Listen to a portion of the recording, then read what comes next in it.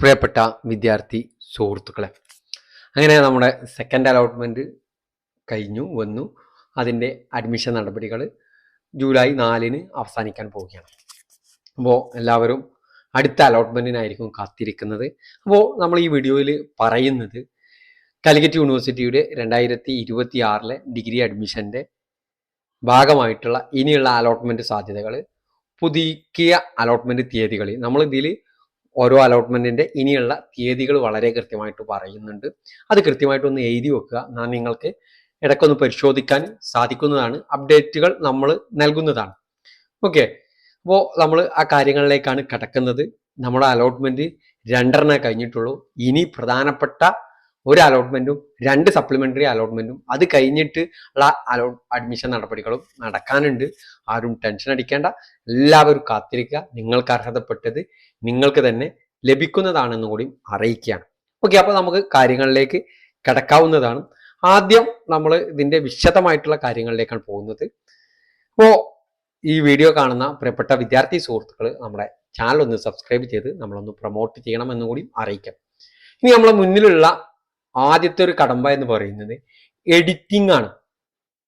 ഡിഗ്രിക്ക് സെക്കൻഡ് അലോട്ട്മെന്റിന് ശേഷമുള്ള എഡിറ്റിംഗിൽ ഒരു വട്ടം മാത്രമേ എഡിറ്റിംഗ് ചെയ്യാൻ സാധിക്കുള്ളൂ. അപ്പോൾ 6-ാം തീയതിയും 7-ാം തീയതിയാണ് എഡിറ്റിംഗ് ഉള്ളത്. 6-ാം തീയതി അത് വരുന്ന സമയത്ത് നമ്മളത് വളരെ കൃത്യമായിട്ട് അപ്ഡേറ്റ് തരും.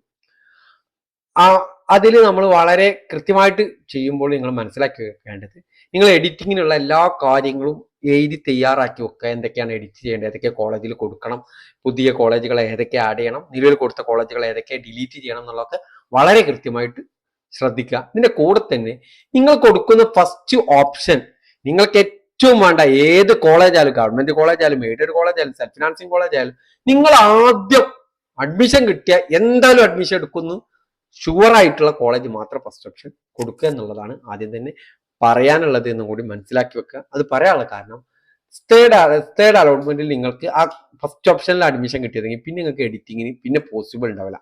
അതുകൊണ്ടാണ് ഈ കാര്യം കൃത്യമായിട്ട് നിങ്ങളുമായി പങ്കുവെക്കുന്നത്. ഈ വീഡിയോ നിങ്ങളുടെ സുഹൃത്തുക്കളിലേക്കെല്ലാം പാസ് ചെയ്യുമെന്നുള്ള വിശ്വാസത്തോടു കൂടിയാണ് കാര്യങ്ങൾ പറയുന്നത്. നമ്മൾ മുൻപ് പറഞ്ഞിരുന്ന പല കാര്യങ്ങളിലും വിദ്യാർത്ഥികൾ വരുത്തിയിട്ടുള്ള തെറ്റുകൊണ്ട് പല ആളുകൾക്കും ബുദ്ധിമുട്ടുകൾ വന്നിട്ടുണ്ട്. അതുകൊണ്ടാണ് ഈ കാര്യങ്ങൾ വീണ്ടും വീണ്ടും നിങ്ങളോട് പറയുന്നത്. പിന്നീട് 6-ാം തീയതി 7-ാം തീയതി എഡിറ്റിംഗ് ഒരു വട്ടം മാത്രമേ എഡിറ്റിംഗ് ചെയ്യാൻ പോസിബിൾ ആയിട്ട് കാര്യമുള്ളൂ. പുതിയ കോളേജ് ആഡ് ചെയ്യാം, നിലവിൽ കൊടുത്ത കോളേജ് ഡിലീറ്റ് ചെയ്യാം, മാർക്കിൽ കൊടുത്ത തെറ്റുകളുടെ തിരുത്താം, റീവാലുവേഷൻ്റെ ഇമ്പ്രൂവ്മെന്റിന്റെ ഒക്കെ റിസൾട്ട് വന്നിട്ടുണ്ടെങ്കിൽ അതൊക്കെ ആഡ് ചെയ്യാനുള്ള ഒരു അവസരം കൂടിയാണ്. ഓക്കെ, ഇവിടെ നമുക്ക് ഫിസിക്കലി ഹാൻഡിക്യാപ്ഡ് കോട്ട, community quota, sports quota, management കോട്ട അഡ്മിഷൻ കോളേജുകൾക്ക് നടത്താൻ പറ്റുക ജൂലൈ 6 മുതലാണ്. അത് അഡ്മിഷൻ ക്ലോസ് ചെയ്യുന്ന സമയം വരെ. അതുവരെ നിങ്ങൾ പല കോളേജിൽ നിന്നൊക്കെ കമ്മ്യൂണിറ്റി കോട്ടയുടെ റാങ്ക് ലിസ്റ്റ് എന്നുള്ള കോളുകളൊക്കെ വന്ന് തുടങ്ങിയിട്ടുണ്ടാവും. വിദ്യാർത്ഥികളോട് പറയാനുള്ളത്, അപ്പോൾ അവർ മാൻഡേറ്ററി ഫീ അടക്കാൻ പറഞ്ഞിട്ടുണ്ടാവും. 6-ാം തീയതി മുതൽ ഈ മാനേജ്മെന്റ് കോട്ട, സ്പോർട്സ് കോട്ട, ഫിസിക്കലി ഹാൻഡിക്യാപ്ഡ് കോട്ട, കമ്മ്യൂണിറ്റി കോട്ടയിലൊക്കെ വിദ്യാർത്ഥികൾക്ക് മാൻഡേറ്ററി ഫീ അടക്കാനുള്ള ഓപ്ഷന് സൈറ്റിൽ ഓപ്പൺ ചെയ്ത് വരുള്ളൂ എന്ന് കൂടി അറിയിക്കാം. ഓക്കെ, അപ്പോൾ കുറേ വിദ്യാർത്ഥികൾ എന്നോട് ചോദിച്ചു, എനിക്ക് മാൻഡേറ്ററി ഫീ അടക്കാൻ പറ്റുന്നില്ല എന്ന് പറഞ്ഞു. അതുകൊണ്ടാണ് ഇങ്ങനെ ഈ കാര്യം നിങ്ങളുമായി പങ്കുവച്ചത്. അത് കഴിഞ്ഞതിന് ശേഷം തേർഡ് അലോട്ട്മെന്റ് വരും. 9-ാം തീയതിയാണ് തേർഡ് അലോട്ട്മെന്റ് വരുന്നത്. തേർഡ് അലോട്ട്മെന്റ് വന്നു കഴിഞ്ഞാൽ 9-ാം തീയതി മുതൽ 15-ാം തീയതി വരെയുള്ള തീയതികളിൽ കോളേജിൽ പോയിട്ട് അഡ്മിഷൻ എടുക്കാൻ സാധിക്കും. ഈ തീയതികളിൽ നിങ്ങൾ സെക്കൻഡ് അലോട്ട്മെന്റ് പോലെ തന്നെ പെർമനന്റ് അഡ്മിഷനാണ് എടുക്കേണ്ടത്. ഹയർ ഓപ്ഷൻ നിലനിർത്തിക്കൊണ്ടും ഹയർ ഓപ്ഷൻ ഡിലീറ്റ് ചെയ്തുകൊണ്ടും പെർമനന്റ് അഡ്മിഷൻ എടുക്കാം. ഹയർ ഓപ്ഷൻ നിലനിർത്തുന്ന വിദ്യാർത്ഥികളെ അടുത്ത സപ്ലിമെന്ററി അലോട്ട്മെന്റിലേക്ക് പരിഗണിക്കുന്നതാണെന്ന് കൂടി അറിയിക്കുകയാണ്. ഓക്കെ, പിന്നീടുള്ളത്, അത് കഴിഞ്ഞതിന് ശേഷം ഇതുവരെ രജിസ്റ്റർ ചെയ്യാത്ത വിദ്യാർത്ഥികൾക്ക് രജിസ്ട്രേഷനാണ് 16-ാം തീയതി, 17-ാം തീയതി, 18-ാം തീയതികളിൽ. അതുപോലെ തന്നെ വിദ്യാർത്ഥികൾക്ക് എഡിറ്റിംഗ് ചെയ്യാനുള്ള അവസരം കൂടി ഇതിന്റെ ഭാഗമായിട്ട് ഉണ്ട്. ഓക്കെ, അത് കഴിഞ്ഞതിന് ശേഷം ഫസ്റ്റ് സപ്ലിമെന്ററി അലോട്ട്മെന്റ് ജൂലൈ 23-ാം തീയതി വരും. അത് എയ്ഡഡ് പ്രോഗ്രാമുകളിലേക്ക് മാത്രമായിരിക്കും. ഓക്കെ, എയ്ഡഡ് പ്രോഗ്രാം പറഞ്ഞാൽ ഗവൺമെന്റ് കോളേജിലെ എല്ലാ കോഴ്സുകളും എയ്ഡഡ് പ്രോഗ്രാം ആയിരിക്കും. എയ്ഡഡ് കോളേജുകളിലെ സെൽഫ് ഫിനാൻസിങ് പ്രോഗ്രാമുകൾ ഒഴികെയുള്ള എല്ലാ കോഴ്സുകളും എയ്ഡഡ് പ്രോഗ്രാം. അതിലേക്ക് 23-ാം തീയതി അലോട്ട്മെന്റ് വരും. അത് വന്നു കഴിഞ്ഞാൽ 25-ാം തീയതി വരെയുള്ള ദിവസങ്ങളിൽ നിങ്ങൾക്ക് കോളേജിൽ പോയിട്ട് അഡ്മിഷൻ എടുക്കാൻ സാധിക്കും.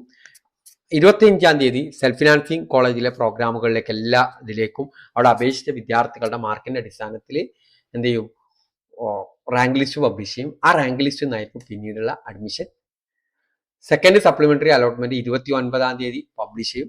അതിലേക്കുള്ള അഡ്മിഷൻ നടപടികൾ 29 മുതൽ 31 വരെയുള്ള ദിവസങ്ങളിൽ അതിലേക്കുള്ള അഡ്മിഷൻ നടപടികൾ നടക്കും. ഓക്കെ, ഇതൊക്കെ ഹയർ ഓപ്ഷൻ നിലനിർത്തിക്കൊണ്ട് നിങ്ങൾക്ക് പെർമനന്റ് അഡ്മിഷൻ എടുക്കുന്ന രീതിയാണ് ഇവിടെ പോസിബിൾ ആയിട്ടുള്ളത്. പിന്നെ എയ്ഡഡ് പ്രോഗ്രാമുകളിലേക്ക് റാങ്ക് ലിസ്റ്റ് പബ്ലിഷ് ചെയ്തിട്ടായിരിക്കും admission. Waiting rank list publish ചെയ്യും.